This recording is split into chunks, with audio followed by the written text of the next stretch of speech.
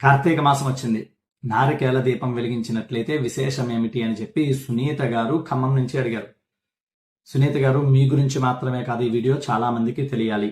మీరు అడిగారని చెప్పి చాలా గ్రంథాలు తిరిగేసిన తర్వాత నారికేల దీపం అనేటువంటిది నాకు ఎక్కడా కనిపించలేదు. అయితే ఒక శ్లోకం కనిపించింది, దాన్ని చెప్తాను మీకు. తర్వాత ఒక వీడియో చూశాను.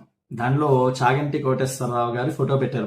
పక్కన తమ్నేల్ ఏం రాశారంటే, రాజభోగాలు అనుభవించాలి అన్న, ధన వృద్ధి కావాలి అన్న, అప్పులు తీరాలి అన్న, ఆకర్షణ కలగాలి అన్న నారికేల దీపాన్ని వెలిగించండి అని చెప్పి చాగంటి కోటేశ్వరరావు గారు చెబుతున్నట్టుగా ఒక తమ్నేల్.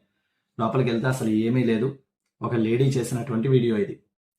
శాస్త్ర ప్రకారం ఎక్కడా కూడా కొబ్బరి చిప్పలో దీపం వెలిగించమని లేదు. అటువంటి పూజాక్రతువే ఎక్కడా లేదు. కార్తీక మాసంలో అస్సలు లేదు. మీరు ఇటువంటి ఆడవాళ్ళు కొంతమంది వాళ్ళ వృద్ధి కోసం చేసుకుంటున్నటువంటి వీడియోలని మీరు అనుసరిస్తున్నారు. ఇంతకు ముందు కూడా నేను చెప్పాను, గాజుల మాల, పసుపు కొమ్మల మాల, ఇటువంటివన్నీ చెప్పడం. ఇప్పుడు ఇది నారికేల దీపం ఎక్కడా కూడా లేదు. దీనికి ఒక సూత్రం అయితే ఉంది. ఆ సూత్రం దేని నుంచి వచ్చిందంటే స్కాంద పురాణంలో దేవీ ఖండం నుంచి తీసుకోబడింది.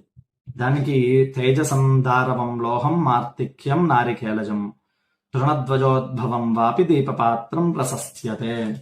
దీనిలో 3 రకాల లోహాలు చెప్పాడు: బంగారం, వెండి, రాగి, మట్టి. ఇత్తడి కూడా పెట్టుకోవచ్చు. మనకి ఇప్పుడు లోహంలో అది తక్కువ ఖరీదులో ఉంది కాబట్టి ఇత్తడి కూడా దోషం లేదు. లోహపాత్ర అన్నాడు. అది కాకపోతే కొబ్బరి చిప్ప, అంటే షెల్ పైన ఉన్నటువంటి కొబ్బరి చిప్ప, అది కూడా కాకపోతే దొన్నెలా ఉన్నటువంటి చెట్టు బెరళ్ళు ఏదైనా కూడా తీసుకోమన్నాడు.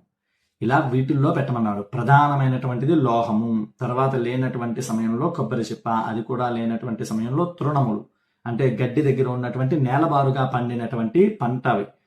అంతే తప్ప ఎక్కడా కూడా కొబ్బరి చిప్ప దీపం అనేటువంటిది లేదు. దానికి ప్రమాణం లేదు. ఈ వీడియోని అందరికీ షేర్ చేయండి. సర్వే జనా సుఖినో భవంతు.